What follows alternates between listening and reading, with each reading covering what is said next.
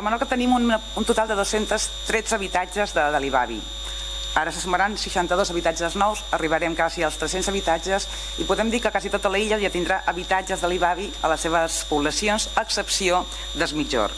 La promoció de Sant Lluís fa que aquesta població, que no en tenia cap promoció d'habitatges, en tindrà 4 nous, amb un valor de 489.000 euros i que s'iniciaran al gener del 2018.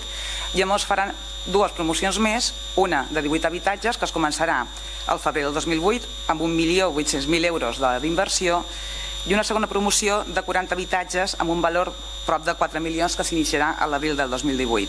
És a dir, en total a Mos faran uns 58 habitatges per un valor de 5.500.000 euros i creiem que, com he dit abans, és molt important per nosaltres aquesta inversió des de bon començament de la legislatura, tot i que és cert que ja anem cap al tercer any i encara no tenim aquesta llei d'habitatge, creiem que és fonamental tenir-la.